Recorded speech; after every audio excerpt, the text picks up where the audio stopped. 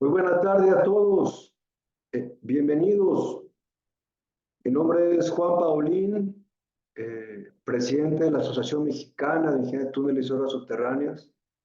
Les damos la más cordial bienvenida a todos a esta serie de conferencias técnicas que hemos nombrado, bautizado como conferencias técnicas de verano, aprovechando la época. Esperamos sea de su beneficio.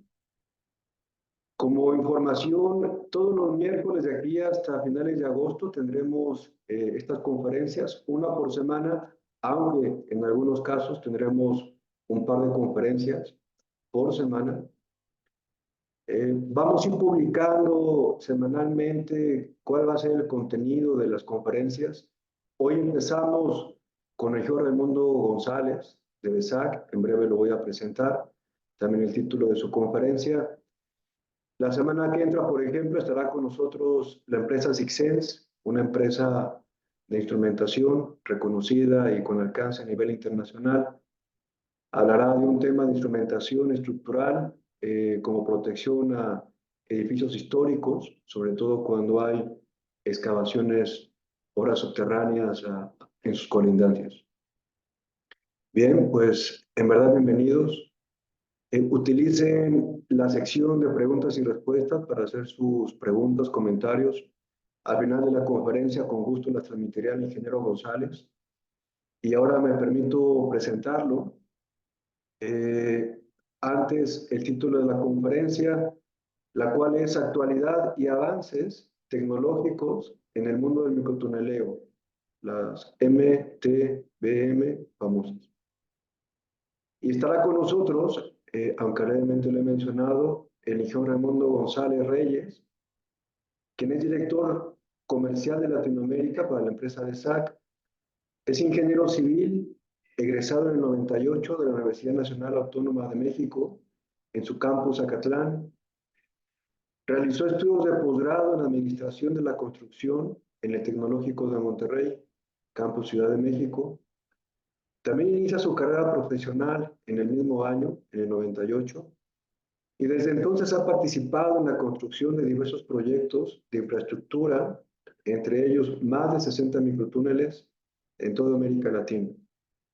Es autor y coautor de diversos artículos técnicos en el campo de la tecnología del microtuneleo, miembro del Colegio de Ingenieros Civiles de México, vicepresidente de microtuneleo en el 17 Consejo Directivo de Amitos, y actualmente vicepresidente de acervo en el consejo directivo de esta asociación. Ingeniero Raimundo González, le damos la más cordial bienvenida y lo escucharemos y veremos con gusto. Adelante, por Muchísimas favor. gracias, Juan, por tan amable presentación. Primero agradecerle a Mitos de tu persona la oportunidad de formar parte de estas conferencias técnicas de verano. Y sin más preámbulo, me voy a permitir compartir la pantalla para dar inicio a estas conferencias.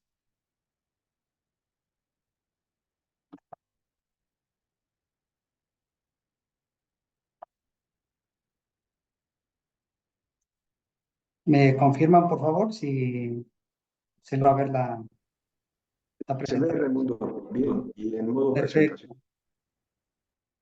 Bueno, pues daremos inicio a estas conferencias. Bienvenidos a todos. Eh, Iniciaré presentando el contenido. Como ven, es un contenido bastante ambicioso, muy amplio. Trataré de ser muy breve en cada uno de ellos. Empezaremos con una introducción, que es el ser y el quehacer de BESAC, para que nos conozcan más ampliamente. Continuaré hablando acerca de los tipos de microtuneladoras, las diferencias que hay principalmente entre ellas y con la técnica del túnel. Lo que hay que considerar para tramos largos entre pozos con longitudes inclusive mayores a 1 kilómetro entre mismos, el trazado con curvas cerradas, hablamos de curvas de inclusive hasta 100 metros de radio, algunos temas de las herramientas de corte, trabajos hiperbáricos, el módulo de PropDrill, el módulo para pasar de microtunelación a túnel con dovelas, una premisa mundial que es el túnel con concreto o el trabajo carbono, microtuneladoras retráctiles, Y finalmente concluiremos con las microtuneladoras de sección cuadradas. Como ven, es una agenda amplia, trataremos de acortarnos lo más posible para que demos tiempo también a las preguntas y respuestas. Nosotros formamos parte del grupo Vinci, una de las constructoras más grandes del mundo, dentro de las cuales tenemos el Holcim como líder principal, Soletanche Freyssinet, y de aquí vemos diferentes compañías especializadas, Sixense, que son los que formarán parte de la próxima conferencia. Ellos son especialistas en la parte de servicios y soluciones digitales, incluyendo temas de instrumentación, monitoreo vía satelital. Nubia, que es especialista en el ámbito nuclear. Freyssinet, que es referencia mundial en construcción y reparación de estructuras. Tierra Armada, que es desarrollador de soluciones de contención. MENAR, que es especialista en la mejora y la descontaminación de suelos. Y Soletan Bashir, que es un líder mundial en las cimentaciones y tecnologías del suelo. Y como parte de estas tecnologías estamos nosotros como la compañía especializada en túneles y microtúneles. BESAC va a cumplir cerca de medio siglo de experiencia en el ámbito de las obras subterráneas. Entre los últimos 10 años hemos construido más de 100 kilómetros bajo técnica de microtúnel, más de 100 kilómetros bajo técnica de túnel. Hoy día tenemos referencia mundial, estamos presentes en los 5 continentes, con referencias en más de 30 países. Nuestras principales actividades son como contratista en obras subterráneas como tal, pero también somos fabricantes de equipos para obras subterráneas.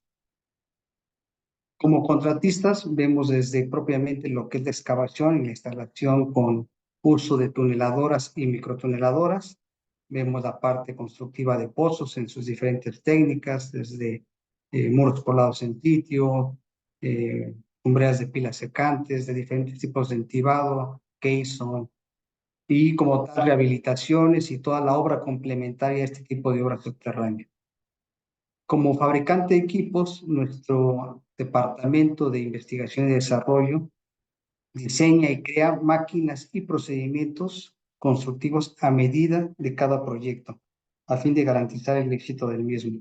Recuerden que algo importante es que estos equipos se diseñan en función de los retos de cada proyecto. No el proyecto se adecua a las máquinas, sino la máquina debe estar diseñada y adecuada a cada proyecto. Como fabricantes de tuneladoras, hemos fabricado tuneladoras de ataque puntual, de hidroescudos, Wesdurri, EPBs, de equipos de limpieza, todo el equipo que va de la mano de forma auxiliar o complementario a la obra subterránea. Dentro de nuestro quehacer, el ámbito en el que trabajamos, o donde podemos utilizar este tipo de tecnología, es en el agua y saneamiento, en el tema de mina y energía, oil and gas, secciones ya grandes, el tema de metro como túnel, también túneles de galería donde podemos instalar diferentes servicios, emisarios submarinos, ya sea para plantas de desalinización como obra de toma de agua o bien de retiro de salmuera, o para plantas de ciclo combinado como tomas de enfriamiento. Por lo antes dicho, es que BESAC es un líder mundial en la implementación de la tecnología tanto del túnel como microtúnel. Ahora bien, entremos ya a la materia de nuestra conferencia, que es hablar acerca de los avances tecnológicos. Primero voy a comenzar por definir las diferencias entre la tecnología del túnel y la del microtúnel, empezando tal vez por la más obvia que podríamos pensar. Sin embargo, cuando vean los datos verán que no es tan obvia, es por el tamaño. Microtúnel hablamos desde los 40 centímetros hasta los 4 metros.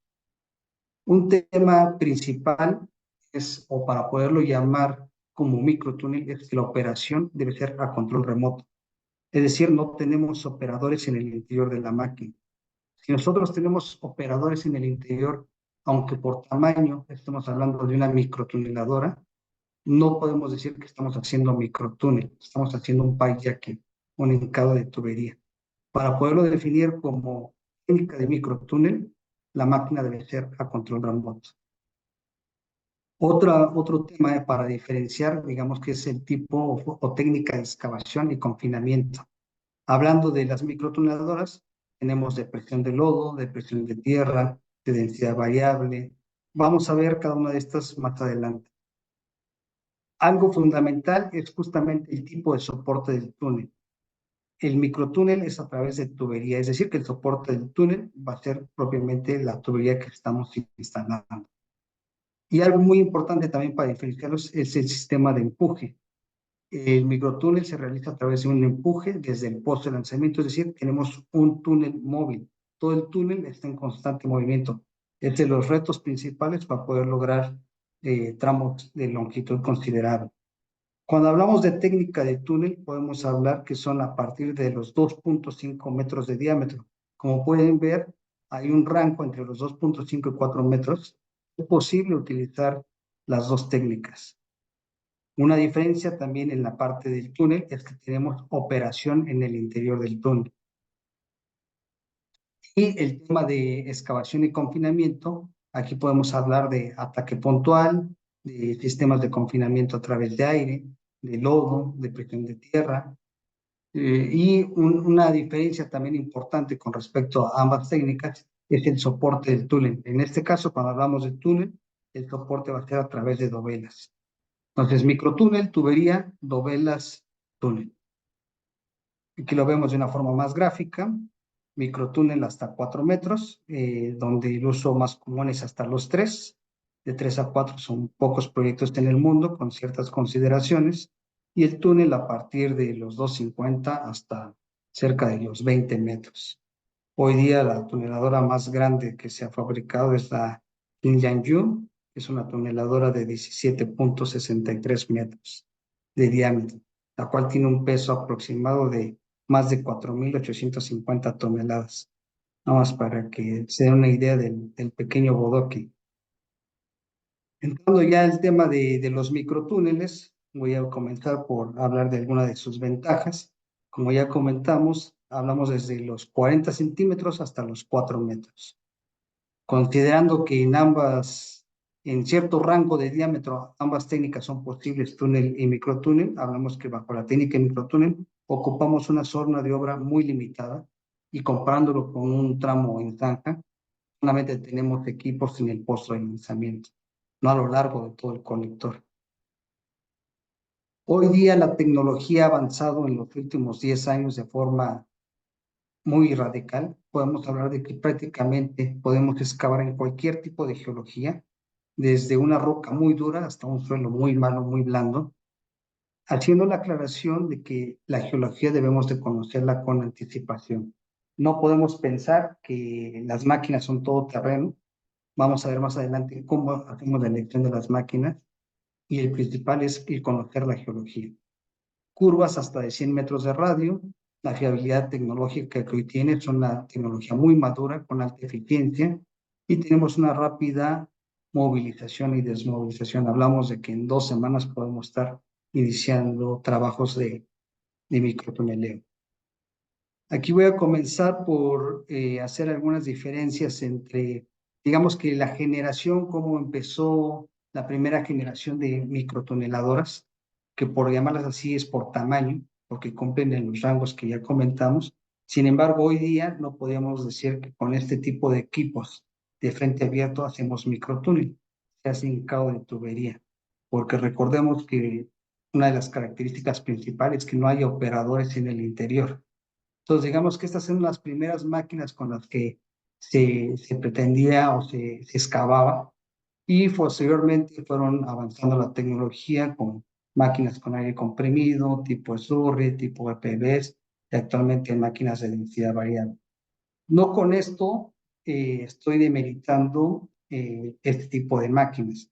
Digamos que para poner un ejemplo coloquial, hablamos de que son un teléfono fijo de cable y un smartphone, ¿no? Si nosotros queremos hacer una llamada fija de un punto a otro, pues el teléfono de cable nos sirve perfectamente, no necesitamos más. Pero si queremos hacer una videollamada estando nosotros en la playa con conexión vía satelital, pues requerimos un smartphone. Es algo parecido en este tipo de de microtuneladoras. Si tenemos un suelo totalmente competente, que no tiene nivel freático, que es autosoportable, y con el diámetro donde es posible utilizar este tipo de máquinas, porque dado que tienen personal en el interior, hablamos que en promedio son de 1,20 para arriba, aunque en muchos países está limitado por temas de seguridad y 1,20 no se permite, debe ser a partir de unos 50. La utilización de ellas, ¿no? ¿Por qué? Pues porque el terreno así lo permite, la geología lo permite. Pero si pensamos como Ciudad de México, que tiene suelos, arenas en algunas partes, arcilla, con contenidos importantes de nivel freático, pues requerimos otro tipo de máquina más, con mayor tecnología. Factores para la elección de una microtuneladora. Pues como comentamos, el principal factor debe ser la geología. Debemos saber en qué tipo de geología vamos a excavar, el contenido de finos que tiene, si el suelo tiene permeabilidad, qué tanta permeabilidad tiene, en la presión de confinamiento, si hay algún riesgo de obstrucción, la abrasividad que puede tener tanto los suelos como arenas o como bien como rocas. Y finalmente, si tenemos un tema de proyecto en cuanto a una restricción en el control de asentamientos. Eso nos lleva al segundo punto, que justamente son las restricciones de nuestro propio proyecto. Ver si hay una legislación también en el país por el tema del retiro material producto de excavación, qué consistencia va a tener esta rezaga para poder elegir también el cómo vamos a retirarlo, el pensar también en la planificación, qué impactos tiene relacionados con el tratamiento de lodos o no, si identificar cuál sería la problemática que pudiera causar una reducción en el rendimiento y finalmente, y no por menos importante, el tema de costos, ¿no? No solo el costo como tal de los equipos que van a intervenir, sino hablemos de que también entre más sofisticado sea el equipo, el personal debe ser con mayor expertise, más capacitado, por ende tiene un costo superior, y finalmente también el manejo de cómo vamos a hacer el tratamiento de lodos o el control de asentamientos o instrumentación en superficie. Hablando del sistema de confinamiento, como digamos para todas las máquinas, lo principal es justamente tener un confinamiento en el frente de excavación. Recordando un poco cosas fundamentales, es el poder soportar el confinamiento que nos va a dar la presión tanto de tierra como la presión de agua que podemos tener por nivel freático. Entonces, la máquina que escojamos, la microtuneladora que escojamos, debe ser capaz justamente de soportar estos empujes y controlarlos de una forma adecuada. Una microtuneladora, hablemos de que principalmente está compuesta por dos temas primordiales. Lo que viene siendo el tipo de rueda de corte, que está en función de el terreno, de la geología que vamos a excavar, y el tipo como tal de máquina. Me refiero al confinamiento, cómo es el proceso de confinamiento del material, lo que nos va a permitir tener este control de presiones, y el retiro de la retaca. Empecemos por hablar de las máquinas slurries, que son de lodos o hidroescudos, máquinas de presión de tierra balanceada, máquinas con ataque puntual, aire comprimido, y digamos que las de densidad variable, el Rolls Royce de las microtuneladoras. Cada una de estas técnicas de confinamiento también tiene ciertas particularidades tanto como de funcionamiento como limitantes en diámetro. Por ejemplo, la Slurry, podemos hablar que existen máquinas desde los 40 centímetros hasta los 4,2 metros de diámetro. Sin embargo, la CPB, por su mismo sistema de funcionamiento, hablamos que funcionan a partir de 1,5 metros de diámetro, al igual que las de aire comprimido con excavación puntual, porque en este tipo de máquinas que vamos a ver más adelante, sí tienen operación dentro del interior de la máquina. Y las de densidad variable, que es un cúmulo de estas técnicas, hablamos que son a partir de los 2,5 metros. Empezando por las máquinas de hidroescudos o slurries, SPB, también conocidas como AUVN, que es como las ha bautizado uno de los principales fabricantes de microtuneladores, que es Harron Kenesh. de sus siglas en alemán, que no me voy a atrever ni a pronunciar, pero aquí lo pueden ver en pantalla. Justamente funciona en el crear un cake en la cámara de excavación a través de un lodo, el cual nos va a permitir tener este confinamiento de presión. En esta cámara de excavación tenemos también lo que es un cono de trituración. Este tiene principal función, o la principal función es justamente eh, disminuir el tamaño del material que está entrando a la máquina para poder ser transportado por el lodo de circulación. Entonces, aquí vemos el cono viene siendo un símil de lo que viene siendo un molino de mesa de casa para sal o pimienta, que es justamente entra un grano grueso y sale un grano fino. Aquí vemos el funcionamiento como tal, tenemos el terreno, entra el material y sale a través de nuestro circuito de lodo ya triturado. Entonces, esta cámara de trituración justamente lo que hace es eso, generar de un cierto tamaño el material que está entrando, disminuirlo para que el lodo sea capaz de poderlo transportar. Este lodo como tal, pues tiene ese principio o ese fundamento que es justamente el tener un circuito de lodo que nos permita tener una inyección de bentonita nueva con lodo de nuevo, hacer la excavación, la mezcla, el soporte, lo que viene siendo el confinamiento del terreno y posteriormente el retiro del terreno junto con la bentonita hasta un sistema de excavación, desdrenadores u otros. Como comentamos, otro principio que debe tener es justamente el confinamiento del frente y la lubricación de las herramientas de corte. Ahora entremos a ver lo que es la de presión de tierra balanceada. Es el crear igual una pasta, un cake aquí, pero con el material mismo, producto de excavación. Entonces no necesitamos tener un circuito de lodos. Esta es una de las ventajas que tiene esta técnica comparado con la de escuro, ¿no? Y por ende tiene un menor costo de tratamiento de las mismas. Aquí vemos que después de esto sale a través del tornillo sin fin. Aquí vemos un ejemplo de cómo es transportado, por decirlo así, el material producto de excavación. Y finalmente, el desalojo, ¿no? Una vez que se tiene en la cámara, sale a través del tornillo sin fin, el cual es justamente regula en función de la velocidad, la presión que vamos a generar a menor velocidad. Aquí tenemos más material, tenemos un incremento de presiones. A mayor velocidad de extracción, estamos liberando presión en la cámara y podemos ya retirarlo. Este generalmente se retira a través de una banda y la banda llega a un vagón o a un sistema de bombas. Lo más común en este tipo de máquinas es justamente el sistema de vagón, ¿no? ¿Cómo escogemos entre una AVN o una EPB? Pues, como comentamos al principio, el tema principal es la geología. Cuando hablamos de arenas, gravas o roca, las AVN son el equipo ideal. Cuando hablamos de arcillas, dimos de baja permeabilidad, las EPB, por lo que ya comentamos que no requieren inclusive el sistema de tratamiento, ¿no? Sin embargo, en las AVN son capaces también de excavar en arcillas, pero debemos tener sistemas de separación de lodos, lo cual pues lo hace más complicado.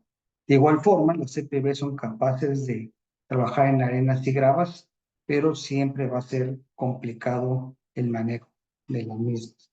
Y cuando tenemos nivel freático, ideal trabajar con AVN.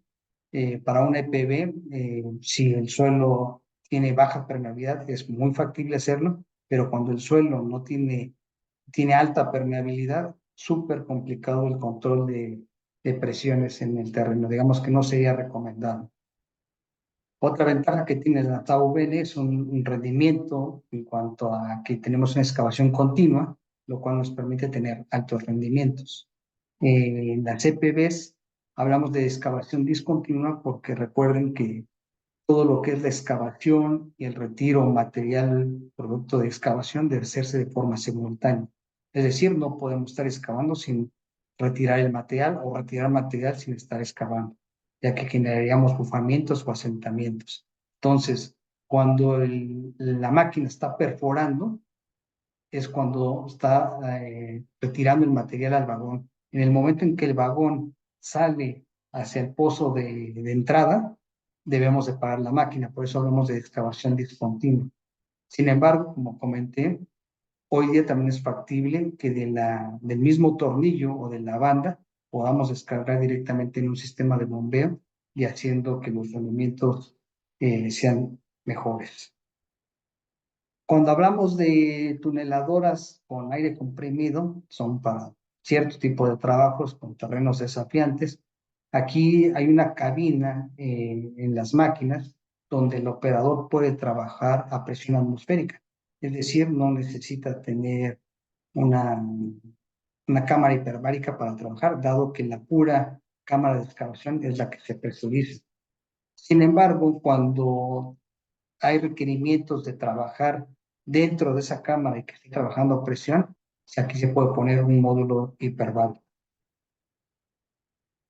Ahora hablemos del Rolls Royce de las microtuneladoras, que son esta última evolución que tenemos, que es la de densidad variable. Aquí vemos microtuneladoras que son capaces de ser también conocidas como multimodos porque pueden tener tanto el sistema de lodos como hidroextrudos en esta cámara, como un tornillo sin fin tipo EPB, es decir, pueden trabajar como EPBs o pueden trabajar con aire comprimido y al mismo tiempo pueden trabajar con todo a la vez. Entonces, son máquinas donde se utilizan cuando el terreno es complicado, el tema de control de asentamiento es muy estricto en el proyecto y se requiere tener que justamente este control de confinamiento, de no haya diferenciales abruptas entre lo que tenemos ejerciendo como presiones del terreno y lo que nuestra máquina justamente puede dar, ¿no? Digamos que por decirlo algo así, en contra de la técnica, pues es de que es una tecnología que requiere un personal altamente calificado, por lo cual, pues, tanto como la máquina como el personal son costosos y tenemos un retorno de experiencia limitado, dado que hay pocas referencias en el mundo. Afortunadamente, nosotros como BESAC tenemos varias de esas referencias, eh, por eso podemos comentar al respecto, ¿no?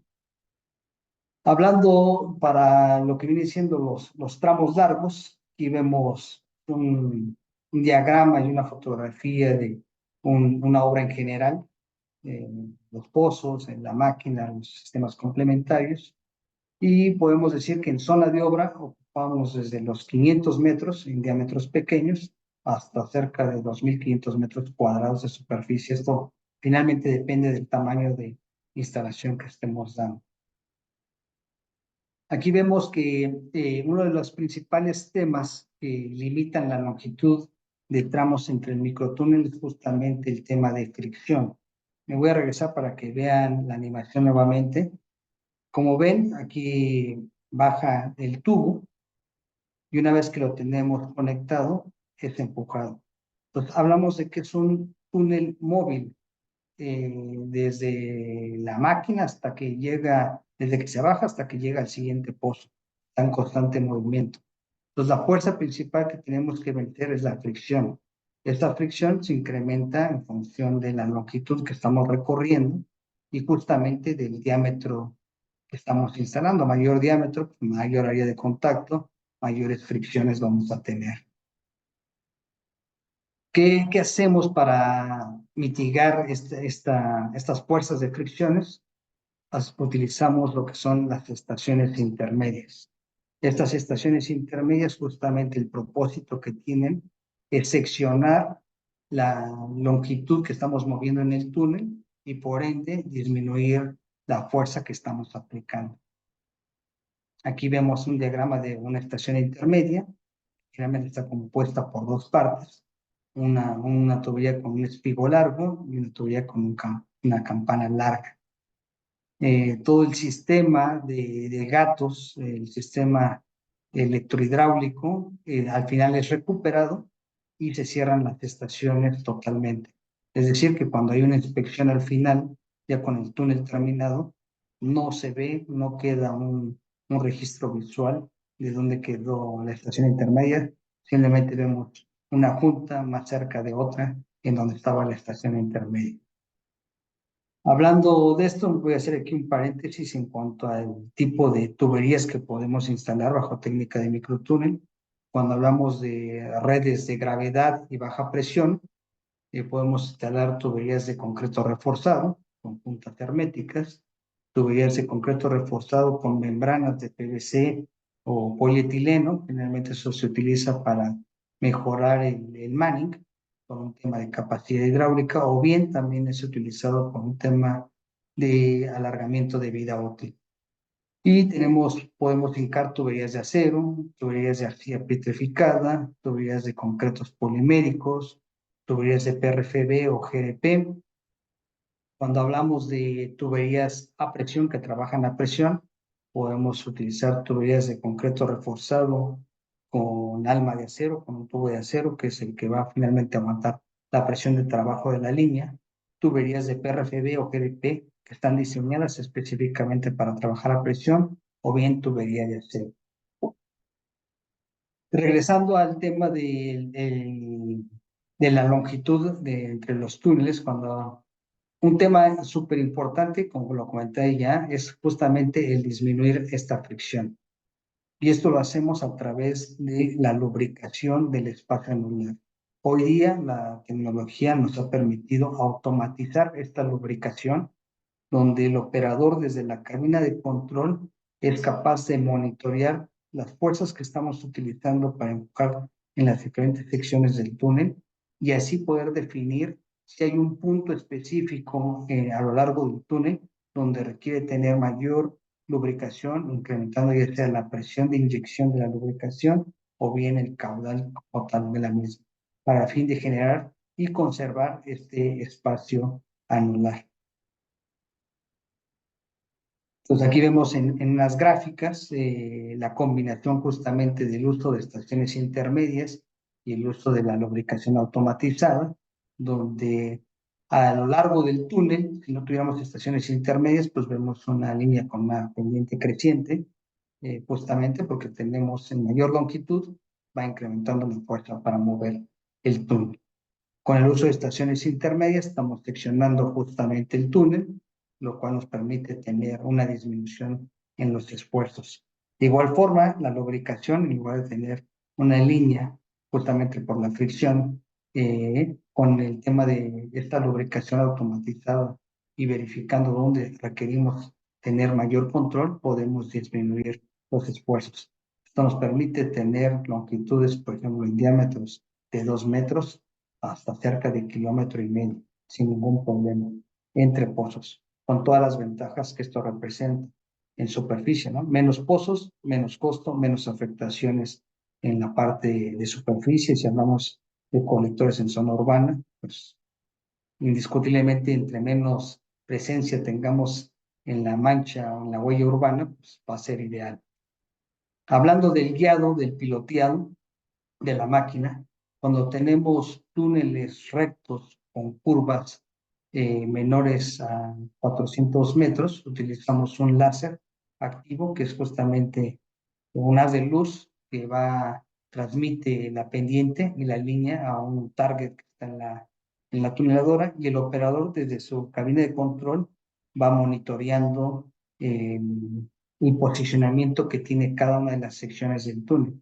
Ve la parte, cómo está la parte frontal de la máquina, cómo está la parte trasera, y puede hacer una proyección de cómo se va a comportar justamente el alineamiento.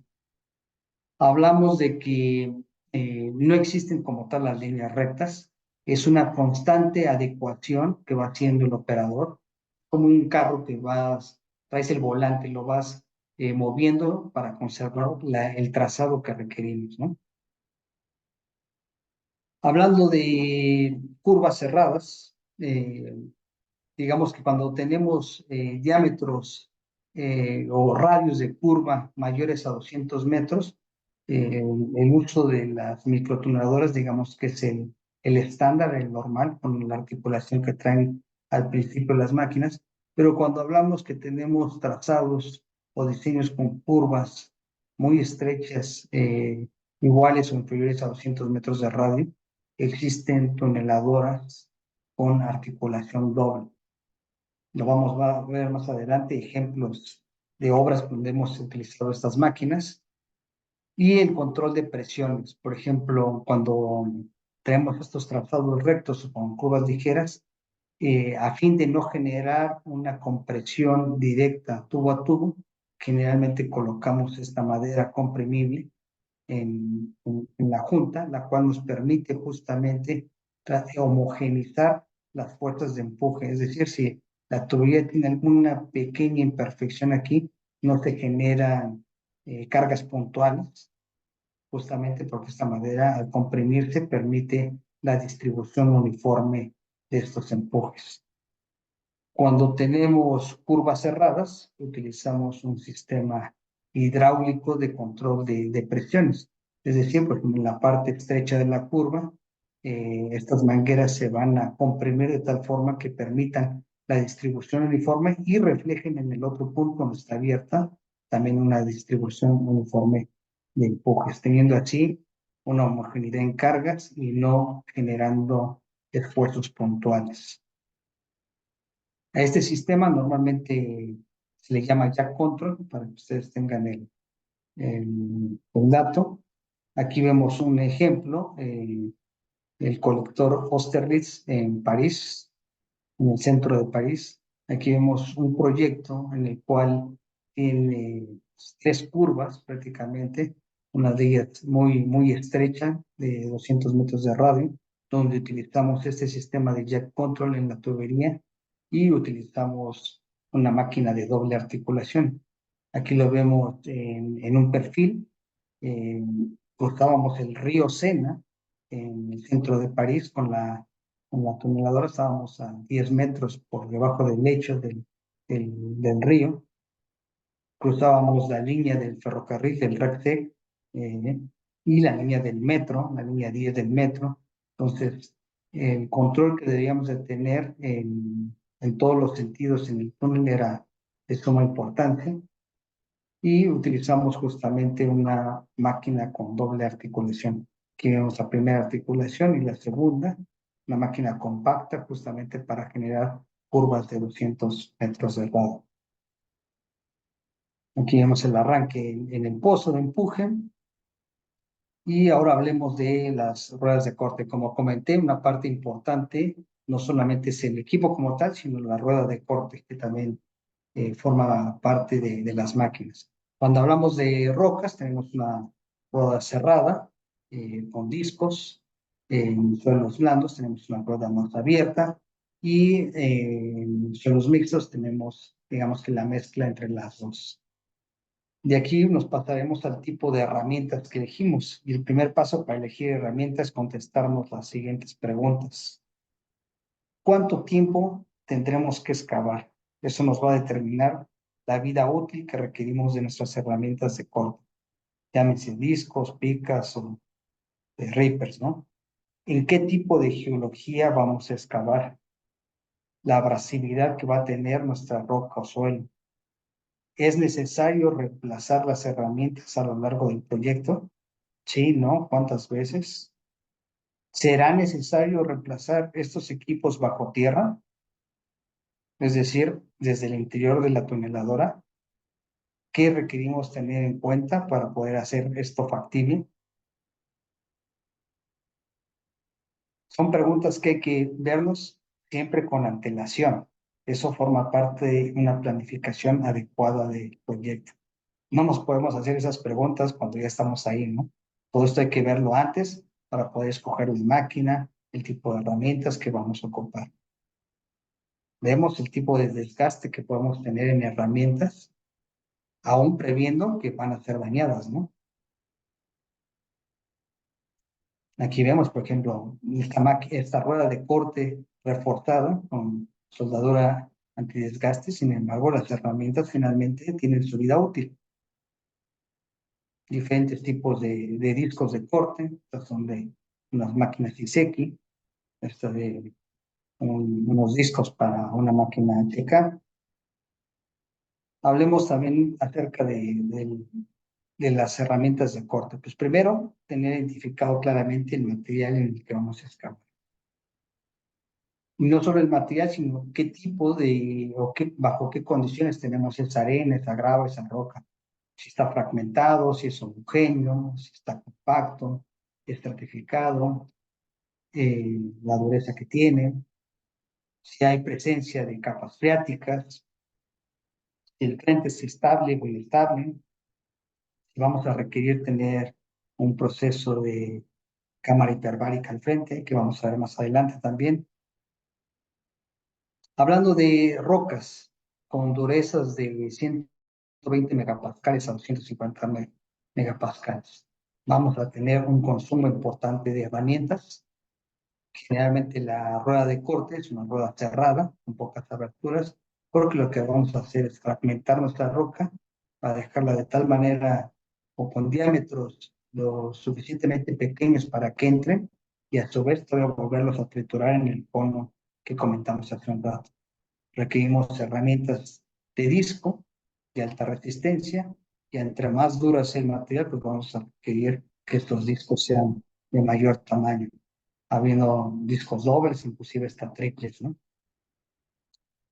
Cuando hablamos de arenas, gravas con durezas de 35 megapascales a 100 megapascales, vamos a seguir teniendo un consumo importante, no tan drástico como en la roca, pero finalmente importante. Y tenemos ruedas de corte más abiertas, formadas por discos, que generalmente cuando trabajamos en arenas y gravas, estos discos van adicionados con botones de carburo de tungsteno y con soldadura antidesgaste, por la abrasividad que tiene este tipo de material. Y cuando hablamos de excavaciones en arcillas, limos, pues el consumo es mínimo. A veces hay proyectos en que es nulo. Hay máquinas o ruedas de corte que todavía salen pintadas después de excavarlo, porque realmente no hay un consumo de herramienta. Aquí tenemos eh, ruedas de corte mucho más abiertas. Cuando tenemos algo mixto, que tenemos el uso de rastradores o reapers. Como ven, pues no requerimos discos portadores en este tipo de geología. Ahora, como comenté, cuando requerimos tener acceso, porque sabemos que vamos a tener un desgaste, pues es ahí donde entran los avances que ha habido, ¿no? El poder tener un acceso a la cámara de excavación.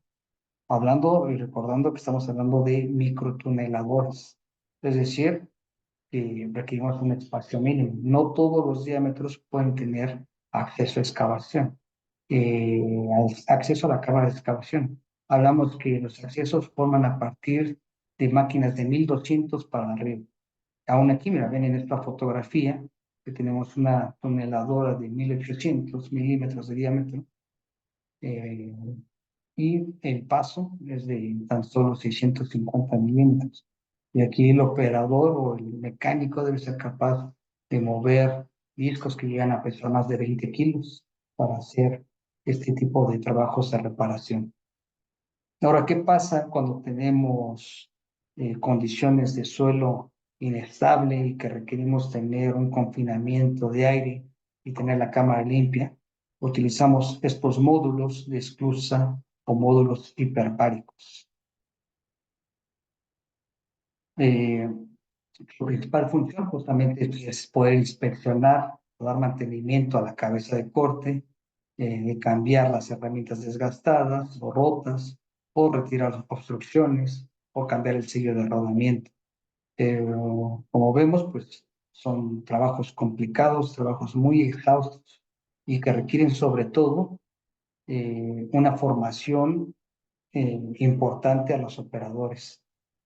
Sea, no podemos, dado que es una condición crítica ese tipo de trabajos, se requiere tener un chequeo médico, procedimientos muy claros, un checklist de los puntos importantes a seguir, la certificación como tal de los equipos, eh, tener muy claros los procedimientos de compresión y descompresión.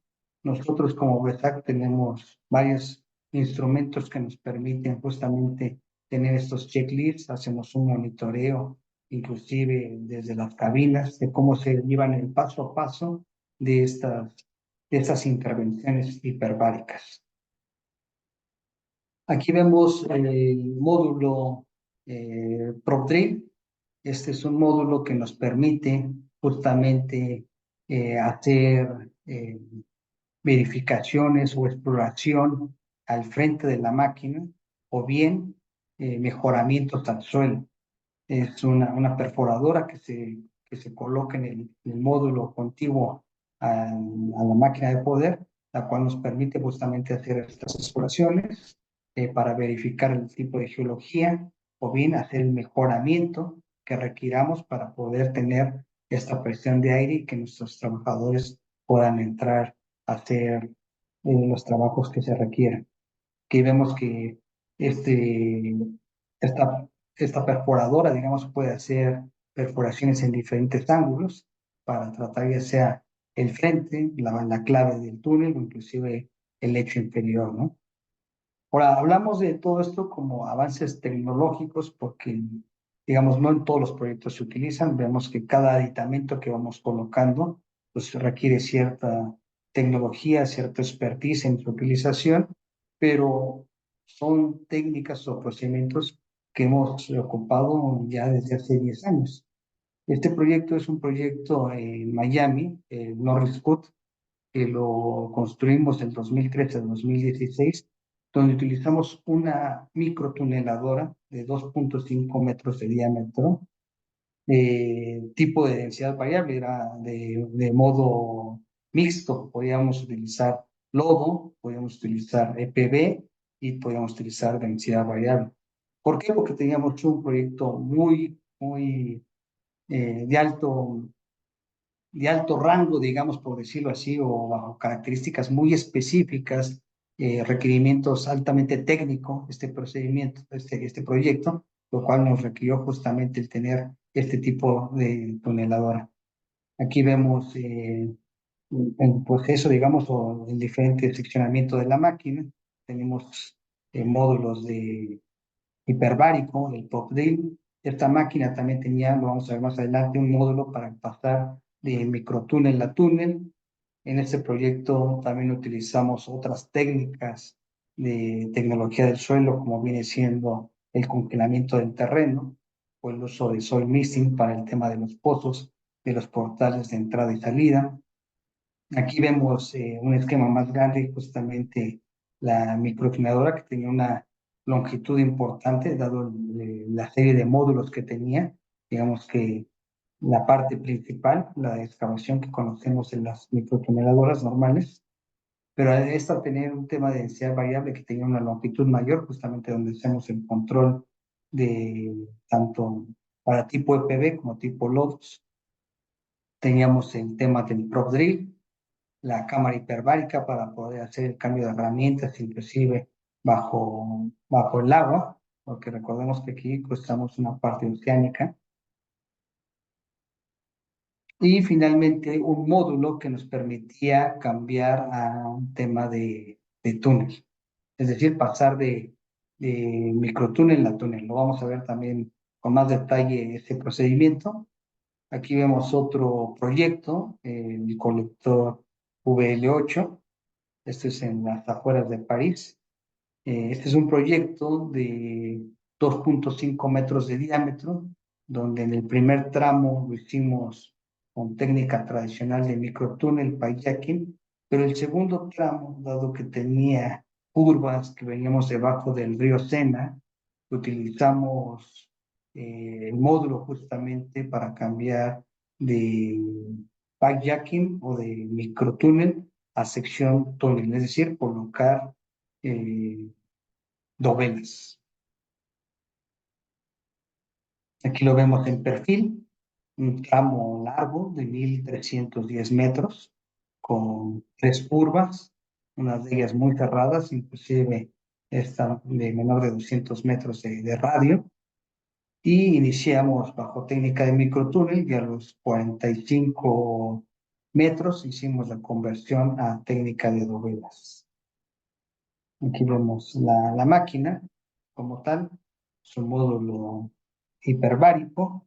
Y justamente este es el módulo para convertir una microtuneladora a tema túnel. Es decir, aquí tiene su erector que nos va a permitir justamente el poder controlar o mover e instalar las dovelas una vez que la parte de pipejacking queda totalmente detenida.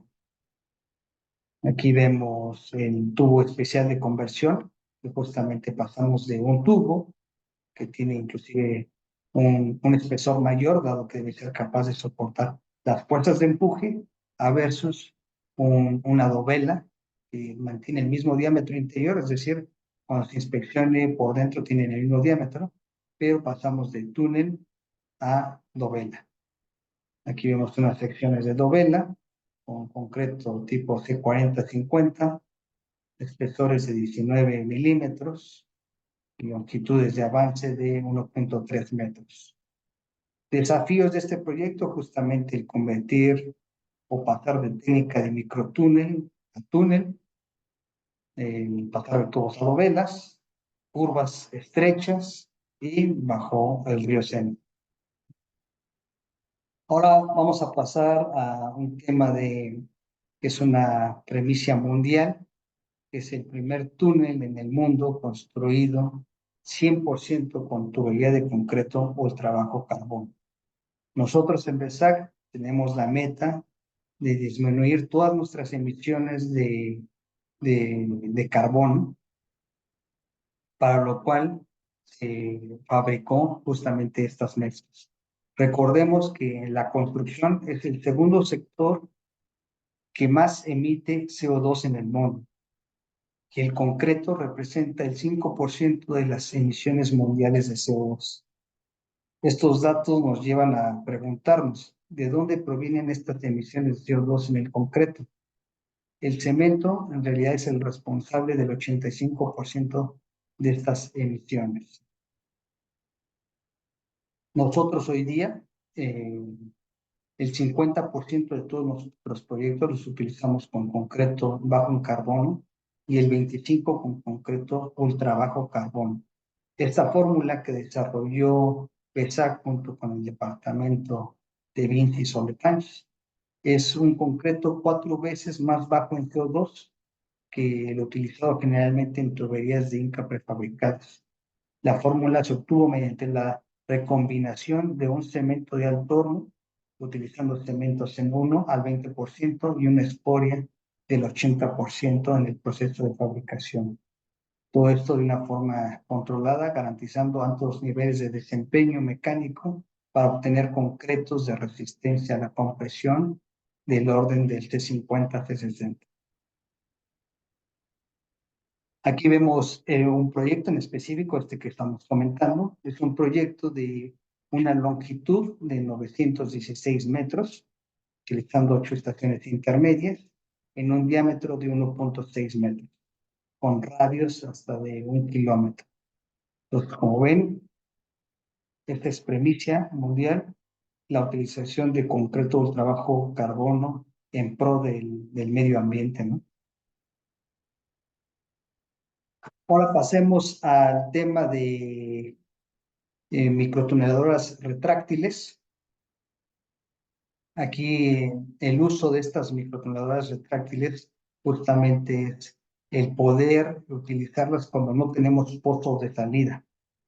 Es decir, que para poder recuperar la máquina microtuneadora, necesitamos recuperarla a través del túnel que acabamos de construir. Para esto lo que se hace es que las ruedas de corte vienen articuladas de tal forma que pueden disminuir su diámetro para poder ser retiradas por el interior del túnel. Aquí vemos un proyecto en el 2014-2017, donde hicimos un PyROF en Singapur, utilizando una microtuneladora de 1200 milímetros de diámetro. Hicimos 25 lanzamientos de 40 metros de longitud, pero dado que no había pozo donde recuperar la máquina era retráctil. Tenía articulaciones la rueda de corte y se recuperaba la máquina a través de la tubería que estábamos instalando. Aquí hablamos de una premisa mundial porque no solo era el uso microtuneladora retráctil, sino el uso de tener esta tubería de acero con machimbres, era perfectamente unida una con respecto a la otra, generando una garantía de estanquidad y de soporte a lo largo de todo el pipe rock. Aquí hablamos de una tuneladora mucho más grande, de hecho tiene el récord en Francia en diámetro como pipe es de 3.5 metros de diámetro, igual de tal forma que no teníamos pozo de salida, solamente el pozo de empuje y la máquina se recuperó a través del mismo pozo. Ahora bien, pasemos al tema de microtoneladoras de secciones no habituales. Aquí vemos, bueno, en este caso son fotos de toneladoras como tal, para proyectos muy específicos, requerimientos técnicos únicos, por decirlo de esta forma, y el uso de microtoneladoras. Aquí vemos las diferentes microtoneladoras que se tienen. Aquí vemos un pequeño video.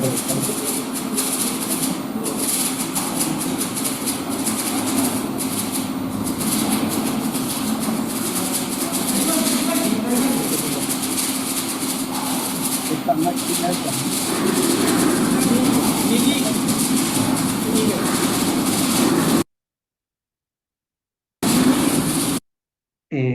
digamos que se acomodaba justamente en la posición que dan las herramientas de corte hacia el interior. La máquina es capaz de poder ser retráctil, ya sea para desaturar algún obstáculo que tuviéramos en el frente. ¿Dónde estamos utilizando esta máquina?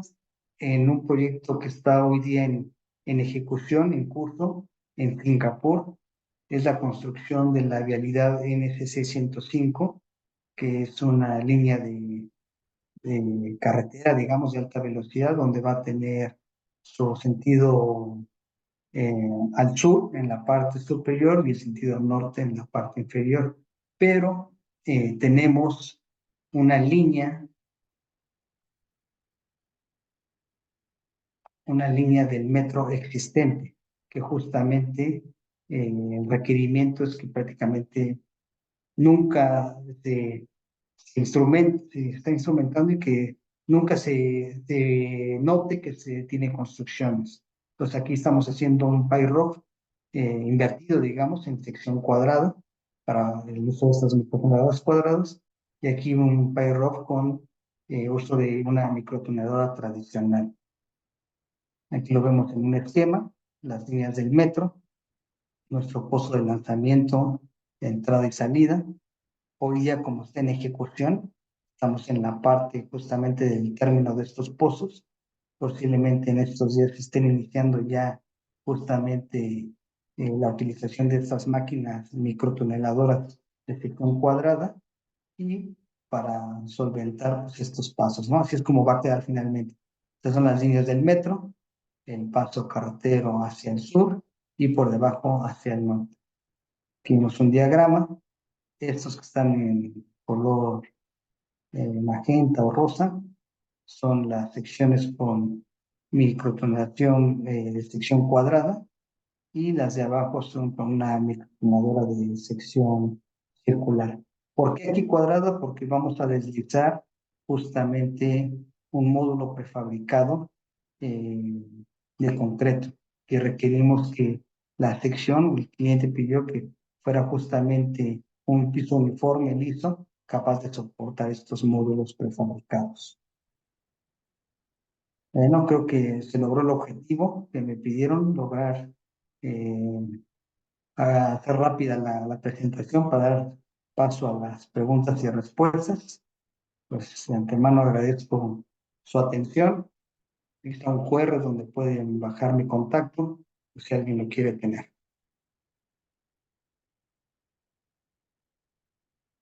Muchas gracias, Raimundo, muy interesante.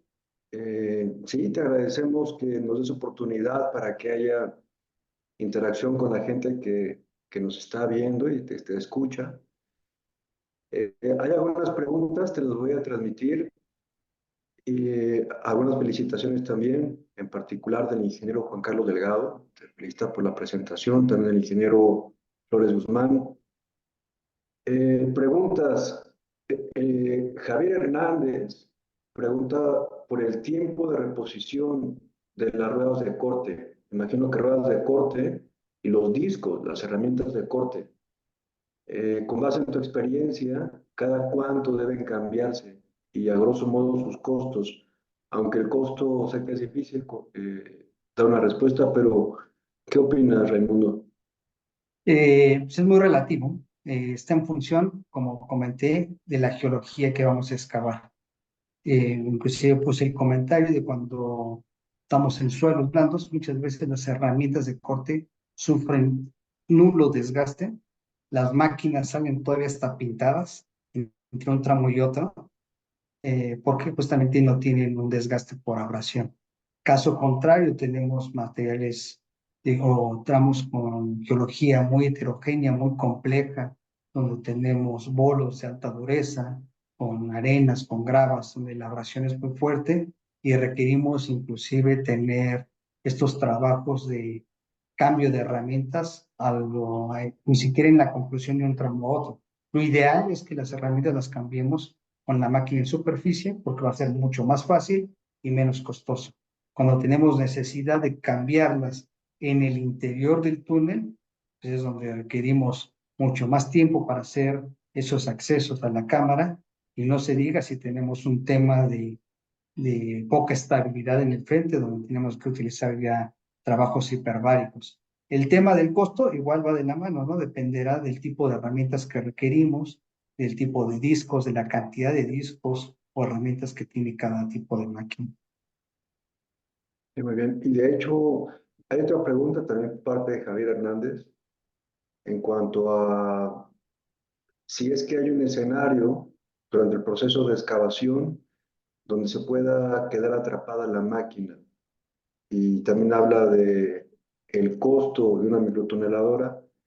Y creo que va relacionado también con lo que acabas de decir, porque si no tengo acceso al frente para cambiar las herramientas de corte, si me equivoco me corriges, pero la cabeza de corte, la máquina en general se puede acuñar, ¿no?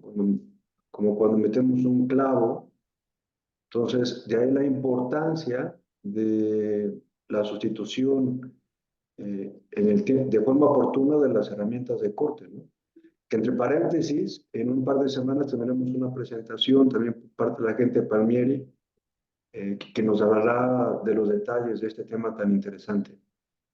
Pero, Correcto. ¿qué opinas del mundo?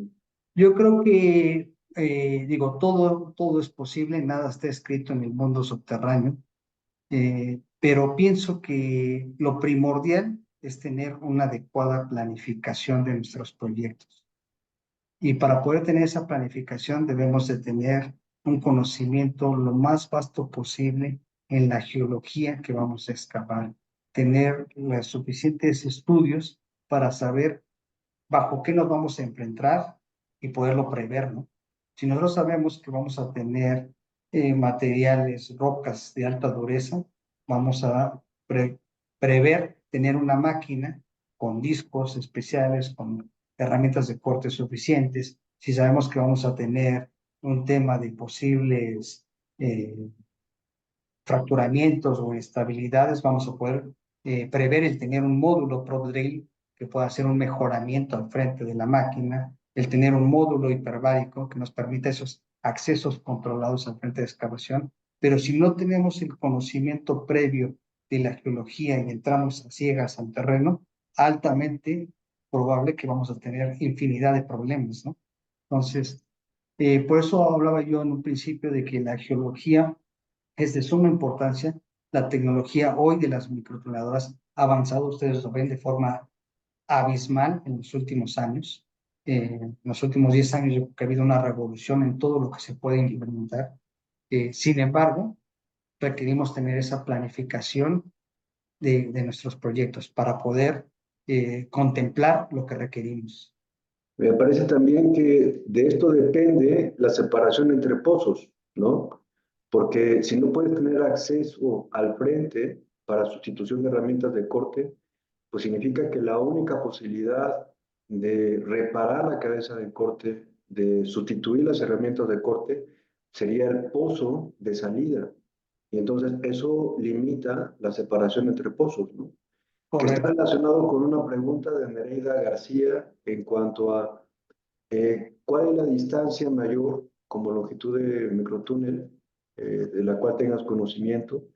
Sin la utilización, habla de pozos intermedios, pero imagino que se refiere a estaciones intermedias de empuje. Ha habido récords de más de 2.7 kilómetros de distancia entre pozos. La utilización de las estaciones intermedias sí o sí se colocan por un tema de seguridad. Lo que menos queremos es tener un túnel atrapado.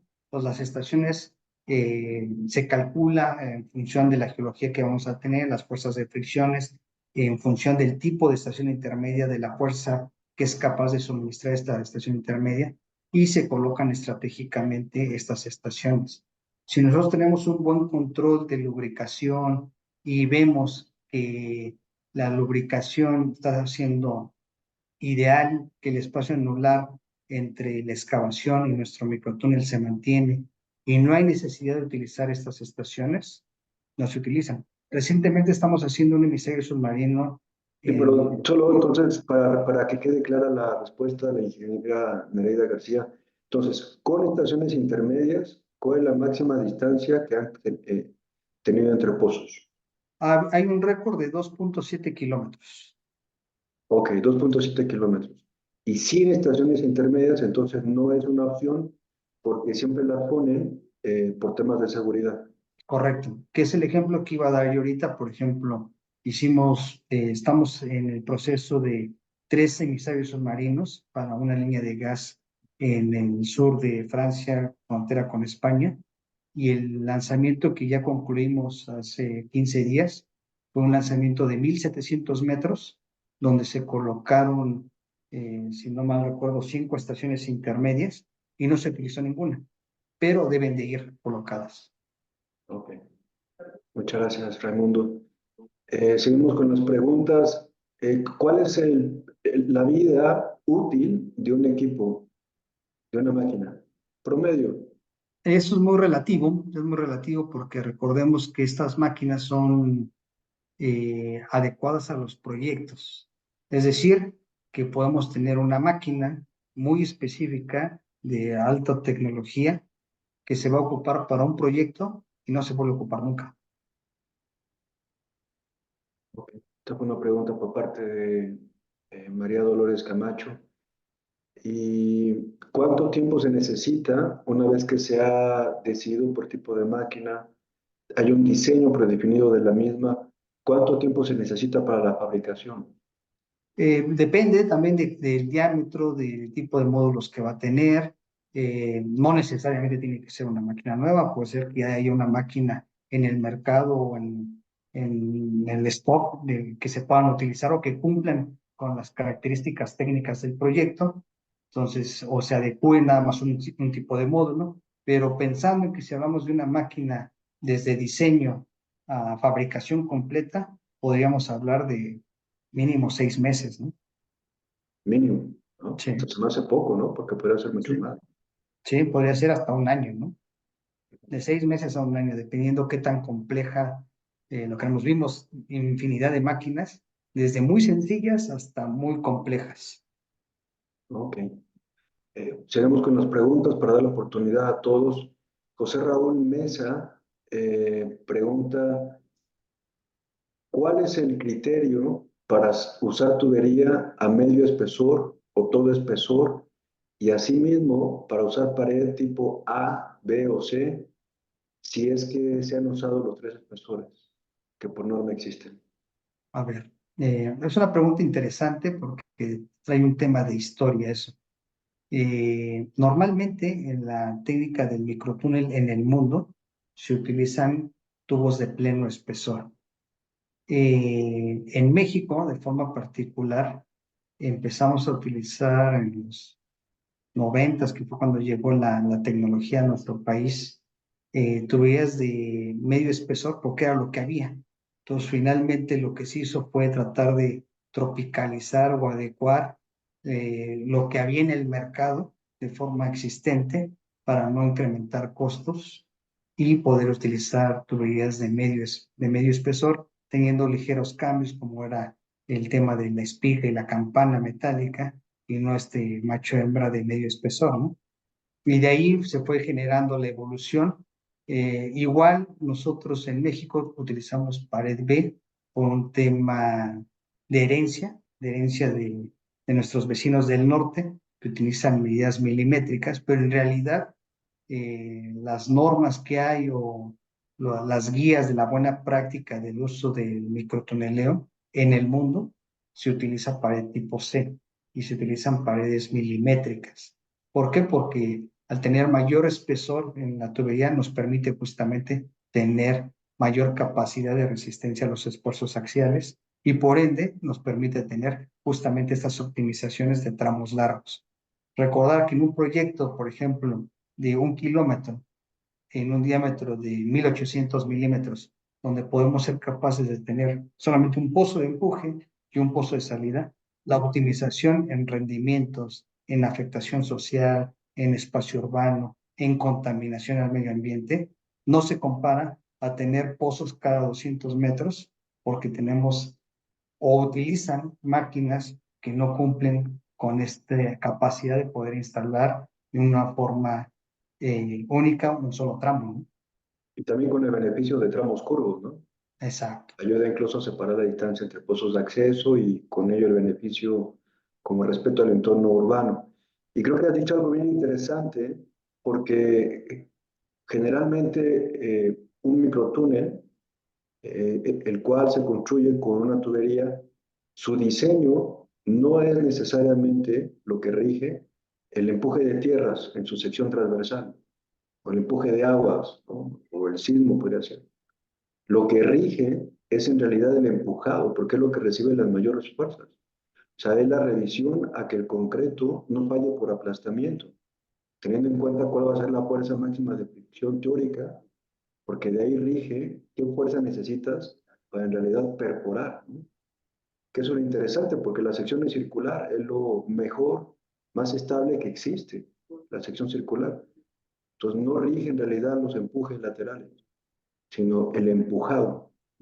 Correcto, por eso es que cuando hablamos de microtúnel y hablamos de que el confinamiento del túnel es propiamente el túnel, vemos estos espesores. Parece, si lo comparamos, lo vimos en el ejemplo que puse en el proyecto de Austerlitz, donde pasamos de pipe a o microtúnel a túnel, la dovela como tal inclusive es de menor espesor, porque justamente, a diferencia del microtúnel, solamente recibe el empuje de la máquina, se coloca atrás de la máquina el siguiente anillo y es el empuje de la máquina. Caso contrario, cuando estamos haciendo kayaking, todo el túnel se mueve, el tubo debe ser capaz de soportar toda la fuerza de empuje desde el pozo de lanzamiento. Así es. Gracias, Raimundo. Y una vez que los equipos concluyen con su vida útil, es chatarra, ¿no? Se vende por kilo. Ya realmente no hay un uso en particular, ¿no? Es para las carnitas. Así es. Eh, muy bien. Javier Hernández nos pregunta si la presentación se va a compartir. La presentación como tal, no el archivo PowerPoint o PDF que acabamos de ver, pero sí la grabación. La grabación de esta conferencia por parte del ingeniero Raimundo González, así como las que verán próximamente, se van a compartir porque serán parte del acervo público de Amitos. Entonces, después de la serie de conferencias técnicas, podrán verlas en el canal de YouTube de Amitos, para quien quiera repetir y verlas nuevamente. Eh, una pregunta tal vez difícil por parte de Edgar González. ¿En qué tipo de proyectos no se requiere pozo de salida? Va a ser el proyecto en general el que va a mandar eso, ¿no? Sí, el ejemplo que pusimos, justamente por espacio, no teníamos un pozo o no podíamos tener un pozo con el tamaño suficiente para recuperar la máquina, que habría sido lo ideal, porque nos evita justamente el tener ese tipo de aditamentos o de controles. No había ese espacio, entonces era la manera de recuperar la máquina. Lo que te va a determinar eso es el proyecto, las características técnicas de cada uno de ellos. Espacios disponibles también, ¿no? Porque ¿Sí? has mencionado los equipos de lodo, los slurry, y por lo general estos equipos necesitan unas grandes plantas de separación, que a su vez necesitan grandes espacios, que en un entorno urbano no siempre se tienen, ¿no? Eso también puede definir el tipo de máquina con la que vas a excavar, ¿no? O sea, también puede influir en la logística propia de ejecución, ¿no? Perfecto. Bueno, algunas felicitaciones de la gente que ha visto tu conferencia. Daniel Velázquez pregunta con respecto a la topografía, ¿qué debe hacerse como topografía, como verificación del pilotaje, de la ejecución propia del trazado del túnel, pero ya en ejecución?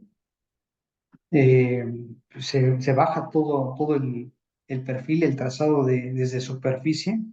Eh, el topógrafo, digamos que alimenta los controles o los datos que se meten a la máquina y a su vez cuando tenemos, por ejemplo, el tema de curvas, hacen una verificación pues, matemática y del uso del teodolito, de cómo está haciendo el trazado para ver que los datos que está dando la máquina son adecuados. Así es.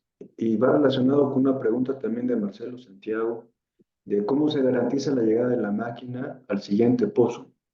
Mencionaste algo al respecto en tu presentación, ¿no? Como el guiado con láser y con niveles, ¿no? Sí, hoy día digamos que los controles de guiado son estrictos, están en función también del diámetro de la tuneladora, pero digamos por decir un número global, podemos hablar de más o menos 30 milímetros, 3 centímetros en lo que se refiere a la parte vertical y hasta 10 centímetros en la parte horizontal, ¿no? Lo que nos permite el tener como tolerancia dentro del trayecto. Yo decía en la conferencia que no hay una línea recta, es la corrección milímetro a milímetro del avance de la máquina.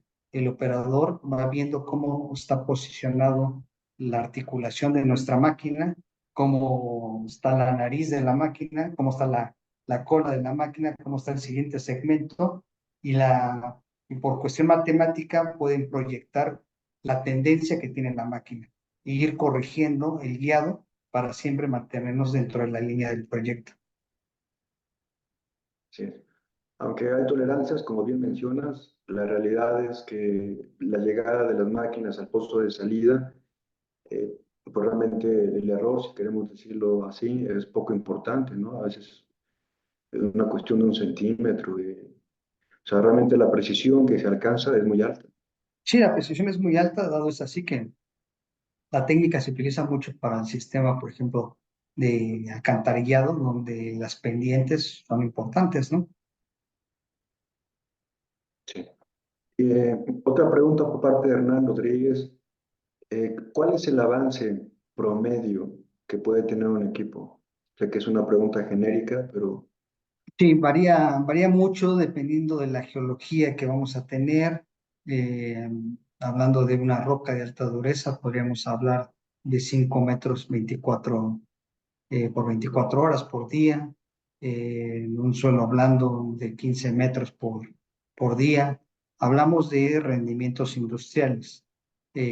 Habrá fabricantes o vendedores de equipo de microtuneleo que te pueden decir que hay hasta 25 metros diarios. Y efectivamente, en el proceso podemos tener días o picos de veintitantos metros, inclusive 30 metros de excavación día, pero hablamos de rendimientos espontáneos o de un día. Habrá días donde tenemos situaciones de cambios de herramienta, donde tenemos cero avance o 2 metros de avance.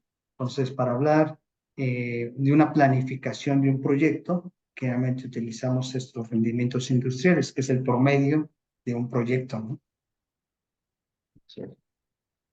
Gracias, Raimundo. Hay un par de preguntas más que relacionadas con la construcción como temas de proyecto. Es como temas de proyecto por parte del ingeniero José Luis González. Una de ellas es qué consideraciones de diseño se deben tener en cuenta en suelos sometidos a subsidencia. Eh, si todo el túnel baja en la misma magnitud, en realidad no habría consecuencias, ¿no?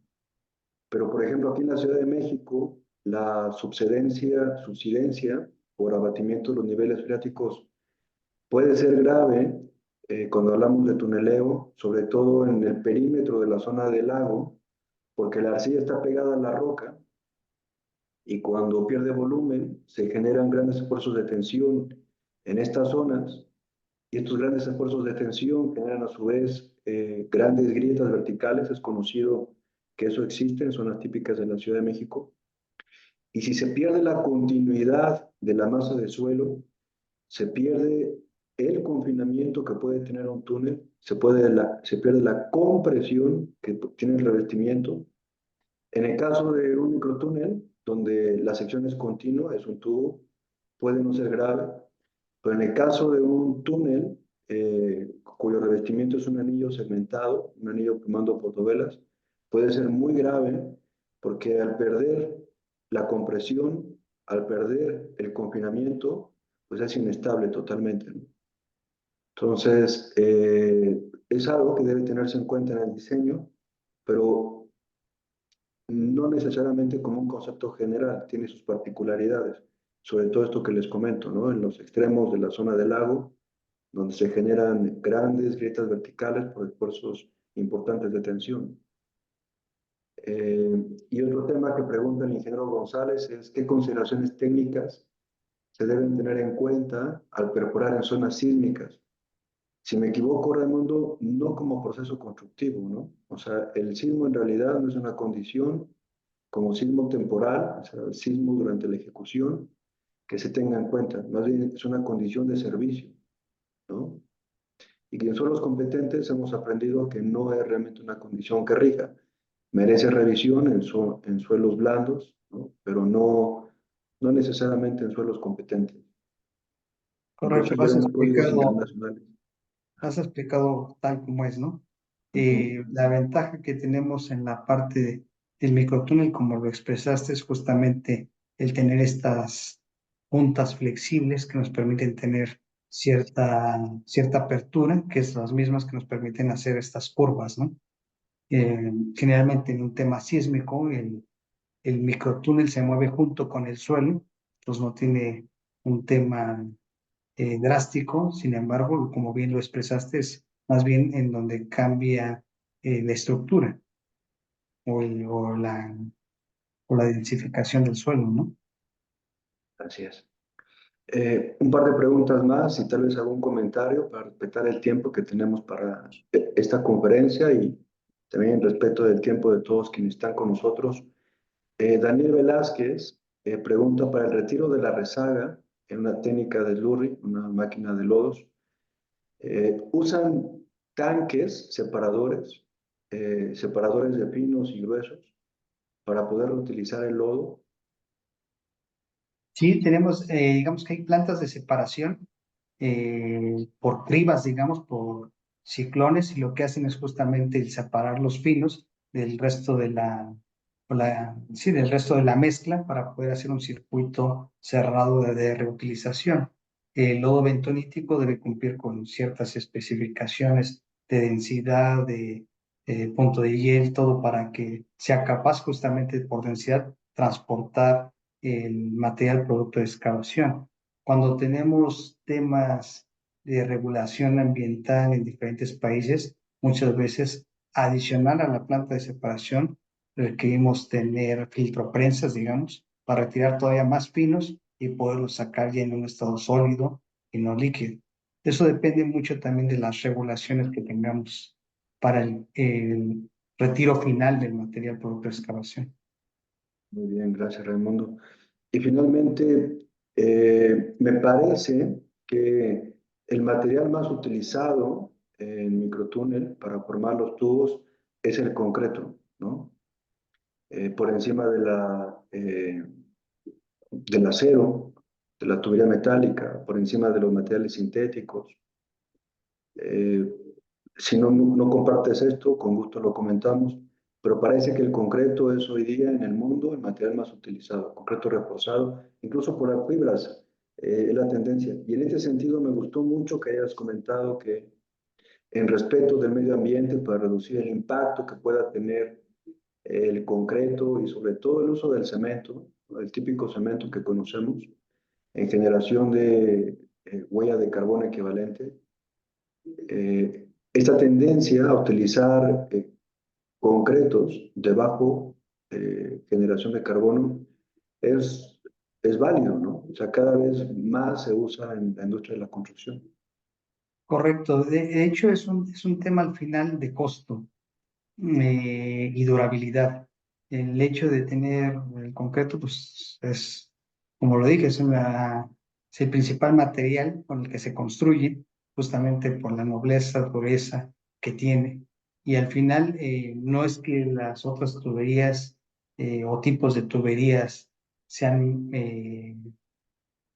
peores o mejores. Cada una tiene ciertas características o ventajas con respecto unas a otras. Podemos hablar desde el ruido que van a conducir. Si tenemos un ruido altamente agresivo, podemos utilizar estas tuberías plásticas que nos permiten o nos van a dar mayor vida útil, pero digamos en del 100% de proyectos, como bien indicaste, lo más común es la utilización de la tubería de concreto.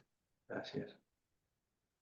Y yo, Raimundo González, pues le agradecemos sinceramente el que esté con nosotros compartiendo su experiencia y conocimientos. Algunas personas han pedido tu correo electrónico. Te propongo que antes de que dejes esta conversación puedas escribir en el chat de esta conferencia tu correo, ¿no? Para que puedan tener tus datos de contacto. De todos modos, si alguien no logra verlo, pueden comunicarse a Mitos y con gusto les daremos la referencia del ingeniero González. Y a todos, muchas gracias.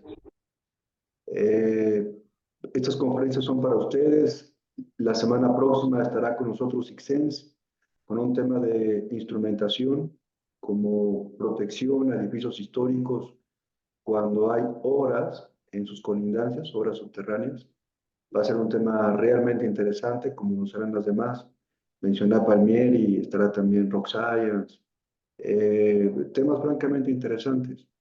Mañana publicaremos la conferencia de la semana próxima y los invitamos a que estén con nosotros, a que sigan esta serie de conferencias del verano 2024 de Mitos. Muchas gracias a todos. Gracias, Marco. Un placer haber colaborado. Que tengan excelente tarde todos. Muchas gracias, Juan. Al contrario, Gracias. Raimundo, muchas gracias.